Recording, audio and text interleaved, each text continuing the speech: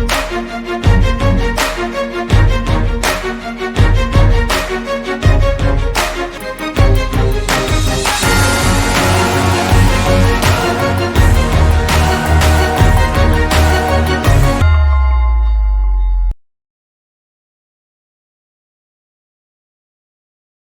Video में हम बात करने वाले हैं डिग्री से नौकरी तक के दूसरे एपिसोड के बारे में। हमने लास्ट एपिसोड में कवर किया था सप्लाई चेन मैनेजमेंट के बारे में, जहां पे हमारे साथ कोई ऐसे स्टूडेंट थे जिन्होंने अपना एमबीए किया और उसके बाद अपने करियर में कहां से स्टार्ट किया था और कहां तक पहुंचे वो डिस्कस किया था। And today we have somebody, Prabhat sir है हमारे साथ, जो जिनके पास सालों का एक्सपीरियंस है। और बहुत सारे बच्चे ये सोचते हैं यार एमबीए अगर मैं टियर 1 कॉलेज से नहीं करूंगा तो मेरी जिंदगी खराब हो जाएगी। इन्होंने टियर 2 कॉलेज से किया था, वो हम जानेंगे, और इनकी जिंदगी में क्या क्या चीजें रही वो भी हम जानेंगे। और ये आपके लिए बहुत बेनिफिशियल हो सकता है अगर आप बैंकिंग एंड फाइनेंस से रिलेटेड एमबीए प्लान कर रहे हैं। So hi, my name is Arshi Khan and welcome to MBA with Arshi Khan. And yes, we have Prabhat sir. सबसे पहले आप अपने बारे में थोड़ा सा स्टूडेंट्स को बताएंगे। ठीक है, तो मैं भोपाल से हूँ और मेरी स्कूलिंग भोपाल से ही रही है। एमबीए बीबीए मैंने किया था भोपाल से, और वो प्रोबेबली पहला साल था जब बीबीए भोपाल में इंट्रोड्यूस हुआ था। It was way back in 2004 2004 में जी। और उस टाइम किताबें नहीं मिलती थी बीबीए की भोपाल अच्छा। में। हाँ, और मतलब कुछ भी नहीं मिलता था, तो नोट्स वगैरह भी बड़े मुश्किल से बनते थे। 2006 में मैंने 4 to 6 मैंने फिर एमबीए किया आईएमएस डीएवीवी से, जिसके बारे में एमपी के कई सारे बच्चे जाना चाहते हैं। इट्स अ सरकारी कॉलेज, राइट। एंड हम इसको ऑब्वियसली आईएम से नहीं कंपेयर करेंगे, तो हम इसको टियर 2 कैटेगरी में, मतलब अगर आप स्टेट लेवल के कॉलेज से कर रहे हैं तो एमपी में ये जरूर टॉप एमबीए कॉलेजेस के अंदर अभी भी आता है और तब भी आता था। उस टाइम हम कहते थे कि ये भोपाल मतलब एमपी का सबसे अच्छा एमबीए कॉलेज है। अभी भी यही कहते हैं। हाँ, अभी भी हम ऐसे ही कहते हैं, बोलते हैं आईएम इंदौर को छोड़ दो तो बेस्ट यही है। बेस्ट यही है। तो इस प्रकार से हम उसको बताया करते थे।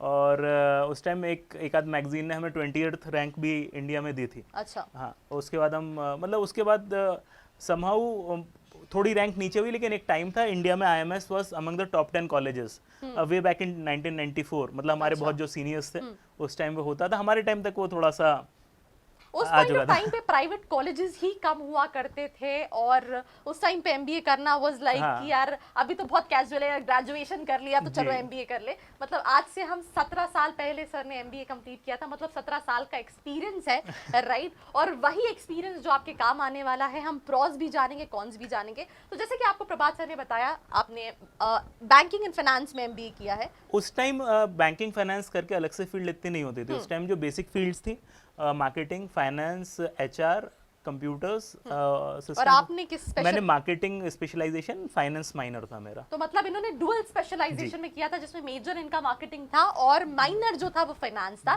मतलब यहाँ पे आपको दोनों ही फील्ड के एक्सपीरियंस मिलने वाले हैं।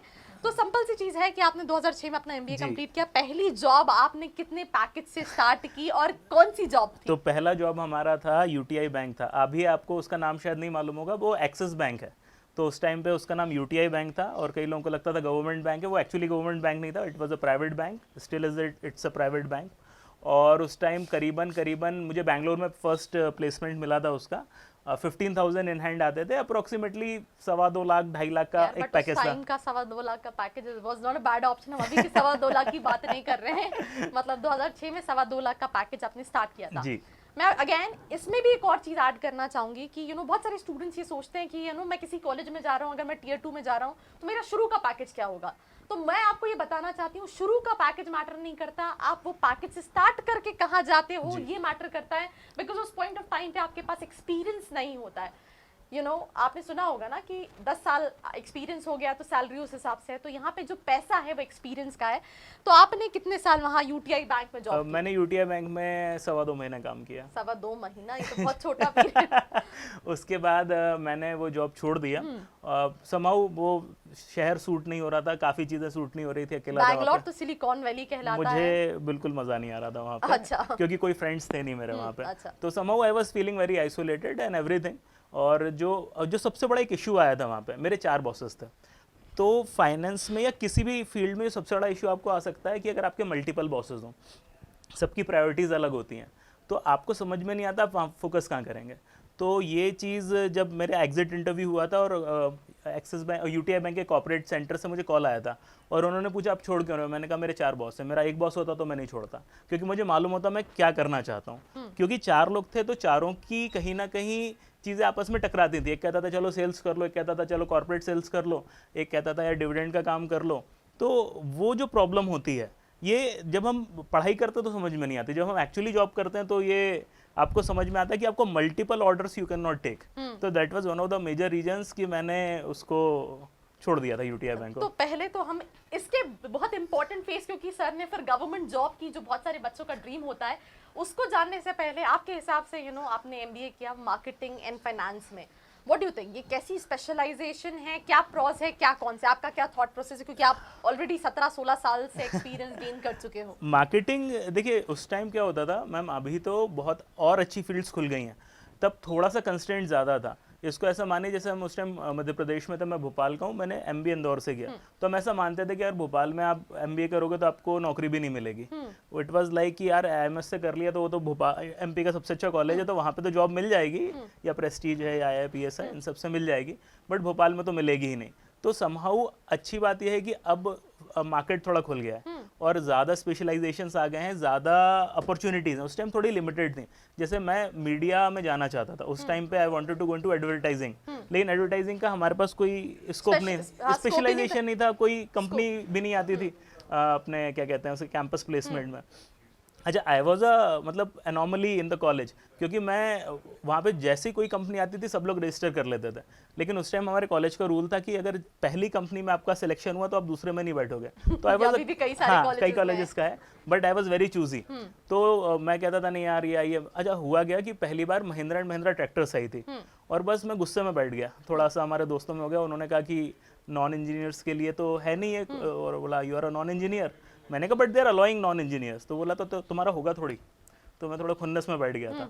तो उसके मतलब फाइनल इंटरव्यू के जस्ट पहले मैं पीछे हट गया था, क्योंकि मुझे जाना नहीं था, और मैंने कम से कम 5-8 कंपनियों के इंटरव्यूज दिए ही नहीं। तो पीपल यूज्ड टू थिंक यार ये व्हाट ही इज डूइंग, मतलब बहुत ज़्यादा कॉन्फिडेंट है या बहुत बड़ा इडियट है। तो but somehow good companies were there. Axis bank, UTI bank आया था और मैनेजमेंट ट्रेनी पोजीशंस के लिए थे वो। तो मार्केटिंग वाली प्रोफाइल थी या फाइनेंस वाली? बेसिकली मार्केटिंग की प्रोफाइल थी, बेसिकली सेल्स की प्रोफाइल थी। उस टाइम मार्केटिंग की प्रोफाइल्स आप आज भी देखें तो थोड़ी लिमिटेड होती हैं। जैसे हमारे यहाँ एक एसीसी सीमेंट आपने सुना होगा, तो एसीसी सीमेंट आता था, अब प्रोबेबली अभी भी कॉलेज में आता होगा। That was a marketing profile, क्योंकि उसमें आपको प्राइसिंग भी डिसाइड करनी है, आपको डिस्ट्रीब्यूशन चैनल्स देखना है, तो वो एक प्रॉपर मार्केटिंग प्रोफाइल है। एक और सवाल है जो मेरे दिमाग में आ रहा है, और आई नो आपके दिमाग में भी आ रहा है, बिकॉज यहाँ पे हम बात करते हैं एमबीए से रिलेटेड। तो कई बार बच्चे ये सोचते हैं कि उनको मन तो है, क्योंकि सबको पता है ज्यादा प्लेसमेंट मार्केटिंग में है, पर एक चीज आती है मार्केटिंग लेने के बाद कहीं ना ऐसा तो नहीं होगा वो सेल्स जॉब और टारगेट वाली जॉब, और फिर तो जिंदगी खराब हो गई, 10 लाख का इन्वेस्टमेंट कर लिया, 8 लाख का इन्वेस्टमेंट कर लिया, और उसके बाद डोर टू डोर जाके सेल्स करनी पड़ेगी, या दिन भर कॉल करके बेचना पड़ेगा। देखिए कहीं ना कहीं ये एक रियलिटी है मार्केट की कि सेल्स जॉब ज़्यादा है, बट ऐसा नहीं कि केवल सेल्स जॉब है। अच्छा, फाइनेंशियल सेक्टर में सेल्स जॉब और ज़्यादा है, खासतौर से इंश्योरेंस में, बैंकिंग में, म्यूचुअल फंड में, ये काफ़ी जॉब्स हैं यहाँ पे। जो चीज़ लैकिंग है, जो मतलब मुझे लगी, वो ये लगी कि लोग सीखना नहीं चाहते। यानी एक बार आदमी मार्केटिंग में घुस गया, बैंकिंग के या म्यूचुअल फंड के, वो बस सेल्स पे फोकस करता है, वो कभी पर्सनल ग्रोथ की बात नहीं करता। वो ये नहीं देखता कि भाई मैं अपने और कौन कौन से प्रोडक्ट सीख लूँ, कॉम्पिटिटर क्या कर रहा है, या वो नॉलेज गेनिंग का प्रोसेस समहाउ हट जाता है। अच्छा, वहाँ पे भी बात ये आती है जो आपके सीनियर्स हैं वो अपने टारगेट्स में इंटरेस्टेड हैं, तो आपकी ग्रूमिंग में वो उनका भी इंटरेस्ट नहीं आता। जैसे मैं आपको एक छोटा सा एग्जांपल देता हूँ। मैं यूटीआई बैंक में था, तो उन्होंने मुझसे कहा कि यार तुम जा रहे हो, जरा करंट अकाउंट बेचना है तुमको। मैंने कहा ठीक है। बोला लेकिन यार तुम सीसी मत बेचना। मैंने कहा था नहीं, बिल्कुल नहीं बेचूंगा। फिर मैंने धीरे से कहा सर ये सीसी होता क्या है, क्योंकि I had no idea CC क्या होता है, कैश क्रेडिट होता है। तो उन्होंने कहा क्या करना है तुम्हें सीख के, दैट वाज द अप्रोच। उस टाइम हमारा जो ऑपरेटिंग सिस्टम था जो बैंकिंग का होता है वो फिनैकल था, यूटीआई बैंक में फिनैकल चलता था, अभी भी शायद फिनैकल ही चलता है, और nobody was there to teach you कि भाई तुमको बताएंगे, वो आपको खुद सीखना है। अच्छा, जब मैं इसके बाद गवर्नमेंट जॉब में आया तो अच्छी क्या बात थी कि एवरीबडी वाज रेडी कि मैं आपको सिखाता हूँ, आपको क्या सीखना है। तो आपको मनी का फ्लो, जैसे मैं पहले सोचता था यार मैंने करंट अकाउंट किसी का खुलवा दिया, वो पैसा मेरे बैंक के पास है, फिर उस पैसे का क्या हुआ, अब हम इसको यही पॉज करते हैं क्योंकि सर ने ऐड कर दिया गवर्नमेंट जॉब। तो उन्होंने कहीं ना कहीं वहां पे 2-2.5 महीने काम किया और 1 से 1.5 साल के बाद 2006 के बाद आपकी जॉब 2007 सितंबर में मैंने स्टेट 2007 बैंक सितंबर में इन्होंने एसबीआई ज्वाइन किया, जो बैंकिंग के वर्ल्ड में किंग स्टेट कहलाता बैंक है। Associate, actually state bank of Saurashtra join किया था, जो बाद में एसबीआई से मर्ज हो गया था। अच्छा, हाँ, स्टेट बैंक ऑफ स्वराष्ट्र ज्वाइन किया था, जो बाद में एसबीआई से मर्ज हो गया। मतलब कहीं ना कहीं बहुत सारे स्टूडेंट्स जो एमबीए के बाद सोचते हैं यार गवर्नमेंट जॉब मिलेगी नहीं मिलेगी, तो ऑब्वियसली एक लाइव एग्जांपल है कि उन्होंने फिर एसबीआई ज्वाइन किया। आपने कितने साल एसबीआई को दिए? मैंने ज्वाइन किया था 11 सितंबर 2007 में और 31 दिसंबर 2014 तक मैंने काम किया। अराउंड 7 साल 3 महीने मैंने वहाँ काम किया। अब मैं एक और चीज आपको बताऊंगी, इन्होंने स्टार्ट किया था 2.5 लाख के पैकेज से और with in the span of 1 year इनका पैकेज अराउंड 8 से 10 लाख का था, राइट। तो ये जो बच्चे कहते हैं ना कि यार अभी इनिशियल पैकेज क्या मिलेगा, तो इस चीज को आपको समझना जरूरी है कि पहली चीज तो स्किल्स मैटर करती हैं, क्योंकि आपको वहां पे कोई सिखाने नहीं बैठा है, उन्होंने आपको पैसे दिए, उन्हें आपसे काम कराना है।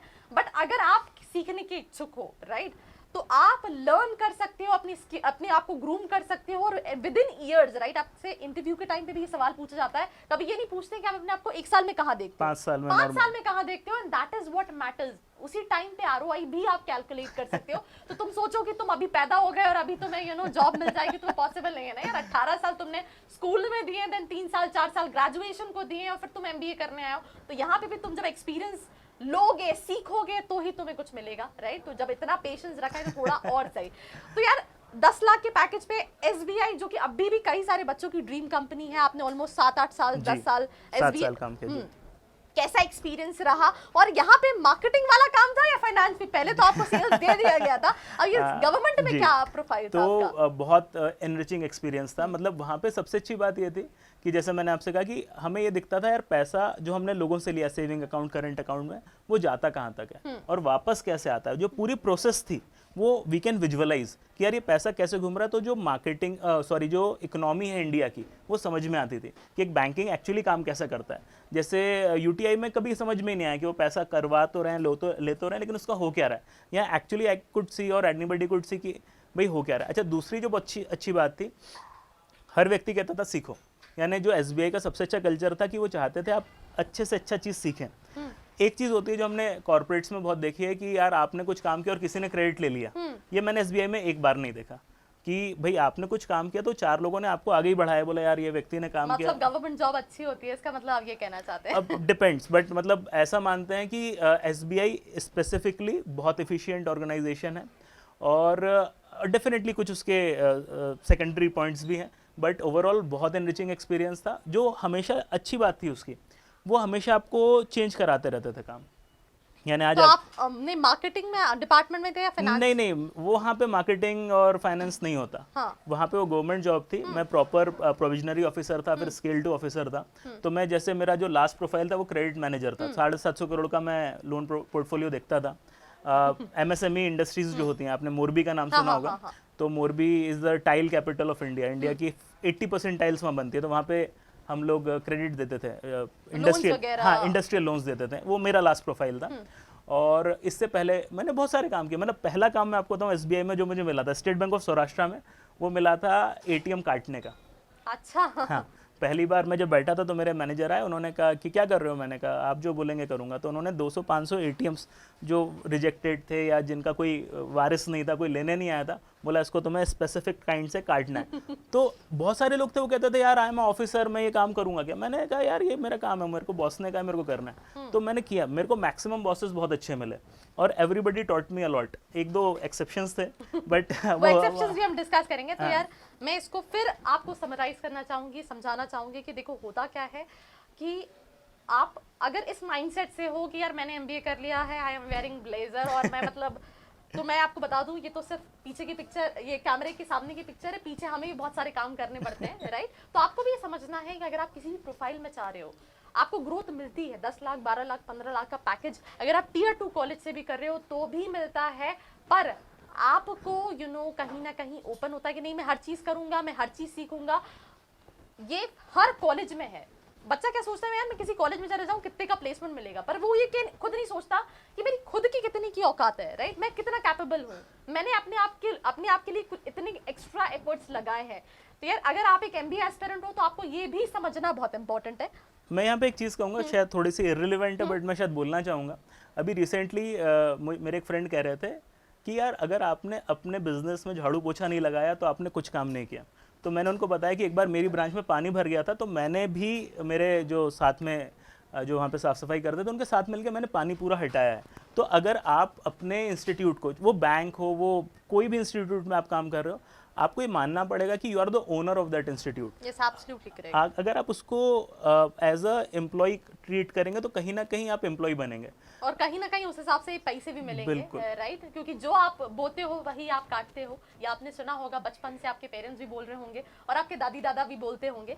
अब हम एक और चीज पे आते हैं कि आपने 7 साल किया, फिर आपने क्विट क्यों कर दिया? मतलब लोग गवर्नमेंट जॉब जो है, ये एक बहुत बड़ा तहलका है इस वीडियो में कि आपने गवर्नमेंट जॉब भी क्विट कर दी। एक्चुअली हुआ ये कि मैं क्रेडिट प्रोफाइल में था, जैसे मैंने आपको बताया 750 करोड़ का मेरा पोर्टफोलियो था। बाद में मेरे काउंटर पार्ट आ गए तो थोड़ा रिलैक्सेशन था। अब मुझे मैन पावर की बहुत कमी थी। मैन पावर की कमी यानी मेरे पास जो मेरा सेटअप था बहुत छोटा था, मेरे को 1 या 2 लोग सपोर्ट के लिए थे। मैं स्केल 2 ऑफिसर था बट वो प्रोफाइल स्केल 5 की थी, मिनिमम स्केल 4 की। मतलब मेरे से जो बहुत सीनियर लोग हैं वो उतना काम देखने चाहिए थे ऑफिशियली। थोड़े बॉसेस का प्रॉब्लम था क्योंकि जो सपोर्ट चाहिए, उससे पहले जो मेरे बॉस थे, he was a gem of a person. वो मुझसे कहते थे पोदार जी तुम काम करो, मैं ऊपर का प्रेशर पूरा ले लूँगा। The next guy who came in was like कि जो प्रेशर आएगा उसमें एडिशनल प्रेशर में डाल के तुमको दूंगा।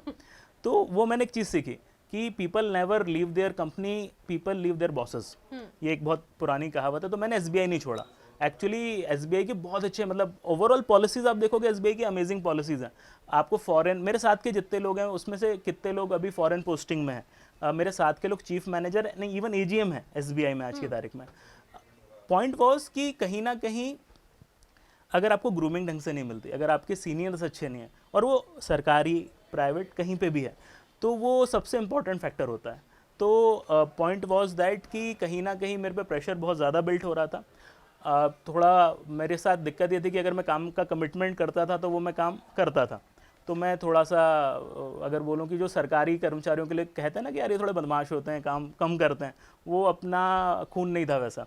तो वो उसके कारण मैं एडिशनली परेशान था। अगर मैं वहाँ पे बोल देता हाँ कर लेंगे सर, आराम से हो जाएगा, तो हो सकता है अभी मैं होता एसबीआई में, बट क्योंकि वो मेरी अपब्रिंगिंग नहीं थी तो मैंने कहा इट्स बेटर कि इतना प्रेशर लेने से अच्छा है कि I should work something for my self, अपना खुद का कुछ मुझे काम करना चाहिए। एक और सवाल है, कितना इजी या डिफिकल्ट था एमबीए के बाद प्राइवेट जॉब करने के बाद गवर्नमेंट जॉब में स्विच करना? मतलब was it a easy thing और अ डिफिकल्ट पार्ट? बहुत इंटरेस्टिंग आपने सवाल पूछा, मैं आपको थोड़ा सा एक्सप्लेन करूंगा। जब 2007 में या 2006 में मैंने एमबीए किया, उस टाइम क्रेज था प्राइवेट जॉब्स का, क्योंकि तनख्वाहें बहुत तेजी से बढ़ती थी, बहुत तेजी से। तो गवर्नमेंट जॉब्स कहीं ना कहीं नेग्लेक्टेड थे। लोग कहते थे यार गवर्नमेंट जॉब कौन करेगा, और ये और वो और 5 चीज़ें। मैंने 2007 में ज्वाइन किया। 2008 में फाइनेंशियल क्राइसिस आया था, अगर आपको पता हो। इंटरनेशनल पूरा एक फाइनेंशियल क्राइसिस था, मेल्ट डाउन हुआ था अमेरिका में, लेमन ब्रदर्स डूबे थे।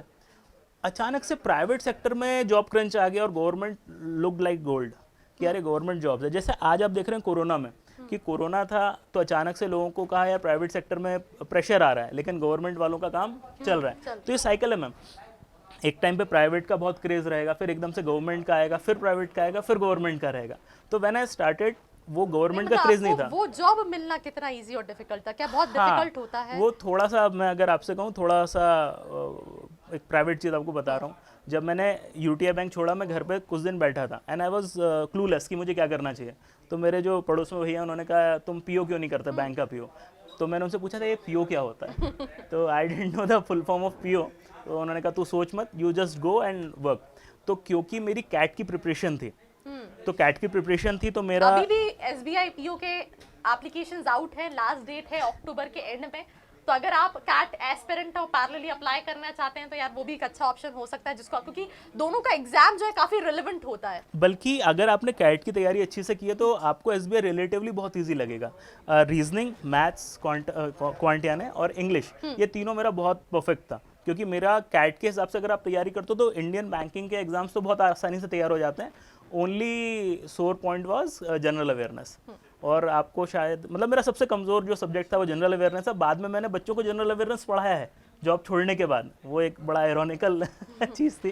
तो अब हम इस पे कुछ और पॉइंट्स को, क्योंकि आई थिंक वीडियो बहुत लंबा हो रहा है, हाँ। बट इट इज़ इन्फॉर्मेटिव, कि आपके हिसाब से एमबीए कैसा ऑप्शन है, banking finance and marketing as a specialisation क्या है, क्या करियर ग्रोथ है, क्या करियर अपॉर्चुनिटीज़ हैं? हमारे फैकल्टी हमेशा कहते थे कि जो एमबीए है ये एक स्पेशलाइजेशन नहीं है, वो कहते थे अप्रोच है। वो कहते थे आपको किसी भी चीज़ का एक्सपर्ट नहीं बनाया जाता, लेकिन आपको किसी भी सिचुएशन में डाला जाएगा तो आप लर्न बहुत तेज़ी से करेंगे। यानी उनका ये कहना था कि मान लीजिए एक लेमैन, एक आम व्यक्ति है, उसको हम एक काम देंगे और वही काम एक एमबीए वाले को देंगे तो एमबीए वाला तेज़ी से लर्न करेगा। तो that is the basic approach of MBA. In that definitely जो फाइनेंशियल सेक्टर है वो एक एवर ग्रोइंग सेक्टर है, चाहे और उसमें नए नए आयाम आते जा रहे हैं, चाहे वो डीमेट अकाउंट्स हो, मतलब शेयर ट्रेडिंग हो, बहुत नई नई चीज़ें आ रही हैं। तो हाँ, the only thing is you should be ready to invest your time. आप केवल वहाँ पे इसलिए मत जाइए कि यार मेरा 9 to 6 का जॉब है और मेरा ऐसा ऐसा, वो आप ग्रो नहीं करेंगे। एक अगर इफ़ यू अलाउ मी, मैं किस्सा सुनाना चाहूँगा आपको। अमेरिकन रेलवे में 2 लोगों ने एक साथ ज्वाइन किया था, ये कहानी है या पता नहीं। एक आदमी उस क्लर्क की पोस्ट पे ही रहा जिंदगी भर और दूसरा बन गया चेयरमैन ऑफ अमेरिकन रेलवे। तो इंटरव्यू किया गया उस क्लर्क का, बोला ऐसा क्या था कि आपका दोस्त चेयरमैन बन गया और आप अभी भी क्लर्क हो? उसने कहा कि मैंने $10 पर आवर के लिए जॉब ज्वाइन की थी तो मैं आज वही हूँ। उसने अमेरिकन रेलवे के लिए ज्वाइन की थी इसलिए वो चेयरमैन है। So this is one of the most known example. Again I'm saying, you know, कि आप अगर, मैं हर बार जब वीडियोस बनाती हूँ एमबीए की किसी कॉलेज पे, तो मैं यही बोलती हूँ कि प्लेसमेंट एक ऐसी चीज़ है जो आप पे निर्भर करती है। आप ग्रोथ कितना करोगे वो भी आप पे निर्भर करती है, भले आप एक अच्छे कॉलेज से करो या फिर अगर आप एक एवरेज कॉलेज से करो, परफॉर्म आपको करना है। तो कहीं ना कहीं लाइक बहुत अपॉर्चुनिटीज़ है। अगर हम फाइनेंस में बात करें, फाइनेंस सेक्टर्स में, या इवन मार्केटिंग एक ऐसी स्पेशलाइजेशन है, हर कंपनी को नीड है, राइट? भले वो प्रोडक्ट दिखने से लेके बिकने तक, राइट, मार्केटाइज करने तक, स्ट्रेटेजाइज करने तक। बल्कि आज की तारीख में फाइनेंशियल प्रोडक्ट्स की मार्केटिंग सबसे बड़ा फील्ड है। जो आपने कहा था ना, मार्केटिंग और फाइनेंस का जो कॉम्बिनेशन है वो क्यों अच्छा है? क्योंकि आप फाइनेंशियल प्रोडक्ट समझेंगे भी और उसकी मार्केटिंग भी कर पाएंगे। तो एक्चुअली वो हमारा कंसेप्ट था मार्केटिंग और फाइनेंस लेने के पीछे। कुछ कॉन्स जो आप स्पेशलाइजेशन या कोर्स के आपको लगते हैं या फिर सब प्रॉज ही प्रॉज है? नहीं, प्रॉज तो केवल नहीं होता, कॉन्स तो होते हैं। जैसे मैं आपको बताऊं कि जब हम लोगों ने मार्केटिंग फाइनेंस लिया था तो मेजर फाइनेंस लेने में लोगों को बहुत डर लगता था, क्योंकि उस टाइम फाइनेंस, बच्चे फाइनेंस की तरफ ज्यादा जाते हैं क्योंकि उन्हें ये लगता है कि यार बैठ के काम करना है। नहीं, मैं इसको दूसरी तरीके से लेता हूँ। उस टाइम जॉब्स ही नहीं थे। अच्छा, क्या था, IIM अहमदाबाद से अगर आपने पास आउट हुआ है तो आपको फाइनेंस का भी जॉब मिलेगा, HR का भी मिलेगा। लेकिन आप IMS से पास आउट हुए तो फाइनेंस का जॉब मिलना थोड़ा डिफिकल्ट था। मार्केटिंग का तो मिल जाएगा। तो अलॉट ऑफ पीपल थॉट कि यार फाइनेंस क्यों लें। लेकिन आज जो स्थिति है कि फाइनेंस का अगर आपका मेन वो है तो भी आपको बहुत अच्छी अपॉर्चुनिटीज़ हैं और वो Tier 2 में भी आपको मिल रही हैं। और जो लर्निंग है वो अमेजिंग है फाइनेंस में, जो आपकी लर्निंग होती है। क्योंकि बाद में मैंने क्रेडिट का ही काम किया तो मैंने देखा कि अगर आप बैलेंस शीट पढ़ सकते हैं तो एक कंपनी का इन एंड आउट आपको समझ में आता है। तो वो एम्पावरिंग है। मैंने स्टॉक मार्केट में उसके बाद काम किया तो मुझे समझ में आया कि हाँ यार, इस कंपनी में पैसा लगाया जाए या नहीं। तो केवल जॉब नहीं, ये आपको इंडिविजुअल लेवल पे भी कहीं ना कहीं ग्रोथ देता है। तो कहीं ना कहीं हमने बहुत सारी चीज़ें जानी जो आपके लिए हेल्पफुल हैं। ये वीडियो बनाने का रीज़न ये था कि यार मैं हमेशा आती हूँ, मैं आपको ऊपर से ओवरव्यू दे देती हूँ, बट जिन्होंने पढ़ा है, जिन्होंने काम किया है सालों से, उन्होंने आपको बताया कि कैसे एक प्राइवेट जॉब से गवर्नमेंट जॉब, फिर गवर्नमेंट जॉब को भी क्विट करना बिकॉज प्रेशर नहीं है, और हर जॉब में सीखना 2.5 लाख से पैकेज से with in a year 10 lakh का पैकेज, और उसके बाद भी it's like tremendous achievements. Almost 17 साल हो गए हैं एक्सपीरियंस करते हुए। तो यार, अगर आप भी एक MBA एस्पिरेंट हो जो मार्केटिंग में देख रहा है या फाइनेंस में देख रहा है, तो आई होप आपको ये डिग्री से नौकरी तक का एपिसोड पसंद आया है। मेरा नाम है आर्शी खान और ये है प्रभात सर। इनका लिंक्डइन का भी लिंक मैं नीचे डिस्क्रिप्शन में डाल रही हूँ। अगर आपको लगता है कि यार आप कुछ सवाल करना चाहते हैं, कुछ जानना चाहते हैं, तो डेफिनेटली जाके पूछ सकते हैं। बाकी ऐसी वीडियोस के लिए do not forget to subscribe, because यहाँ मिलने वाला है MBA से रिलेटेड हर छोटी बड़ी update. And till then, bye-bye. I hope you liked this video. For more such videos, keep watching our channel. And do not forget to like, share and subscribe.